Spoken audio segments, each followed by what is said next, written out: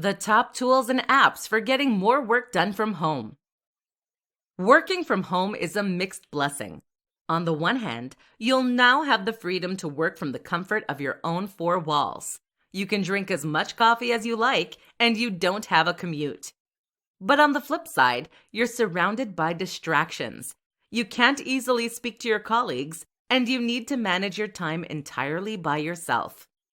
That's where the top apps and gadgets can come in handy for helping you to do more. Let's talk about some of the best. Asana. For managing big projects with a team of collaborators, tools like Basecamp and Asana are invaluable. Asana will let you create new tasks, assign people, and share updates with collaborators. You can add attachments too, and there are apps available for all major platforms. Slack.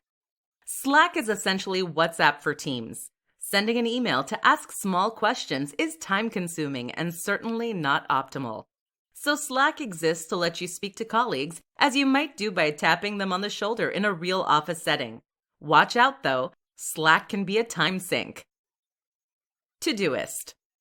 If you tend to work solo, then Todoist is a similarly indispensable tool. This is a to-do app that will let you create tasks for yourself and set reminders. It's available on all major platforms, and there's even an Apple Watch app. The best feature of Todoist is the natural language interpretation. This lets you say things like, "Take the trash out every Monday," which will then automatically renew on Monday with a due date for that day. Notion. Notion is a note-taking app that is significantly more powerful than most of the competition. That's because each note can become a database, a flowchart, or a page. You can embed images, videos, and even websites. And you can even export your notes as HTML websites.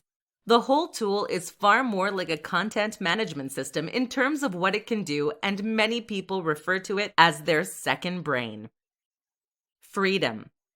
For those who struggle not to get distracted by the web without a boss breathing over their shoulder, Freedom is an app that lets you block specific apps and web pages. That means you can't access Facebook during work hours, which can instantly quadruple your work output.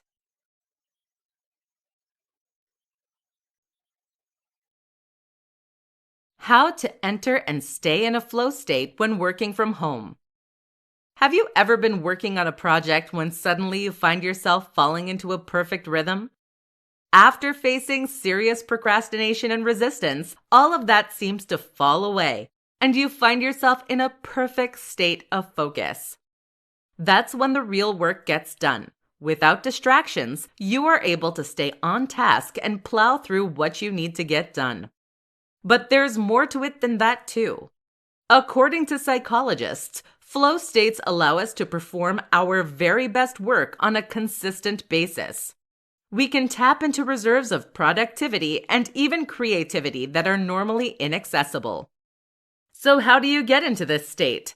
Let's take a look at some strategies and tips that we know to work. Rest. The first tip is to ensure that you start the day in the best way possible. That is to say that you shouldn't be overtired or stressed.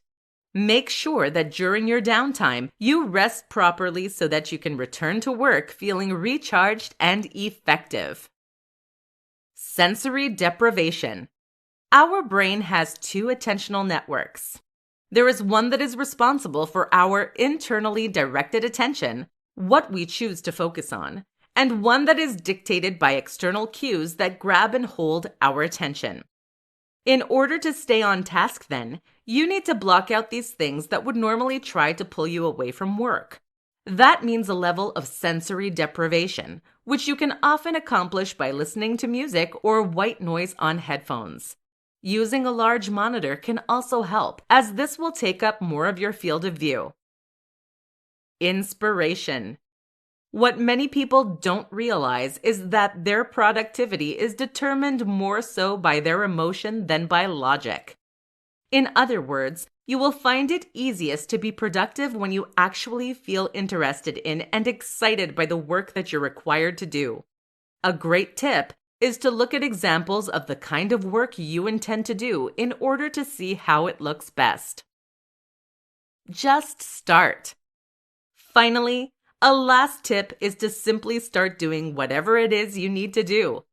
Don't worry if you don't feel inspiration right away, or if you find yourself resisting your need to work. Just plow through and keep going, and eventually you'll fall into a groove. How to create a highly productive work environment in your home office. If you're working from home, you need to think carefully about the environment you're going to be working in. You're now not only responsible for the work you do, but also for your surroundings. This is important, seeing as the space you work in can drastically impact on your ability to stay focused. Now you have the opportunity to create a space that is perfectly conducive to your work style and that will help you to feel inspired, motivated, and comfortable. But too many people will find that the exact opposite thing happens instead. They end up working in squalor and feeling demotivated, cluttered, and distracted as a result. Listen up, and we're going to go over how to get this right and create a home office that you can't wait to sit down to work in. Eudaimonia machine. The eudaimonia machine is a hypothetical architectural project described in Cal Newport's book, Deep Work.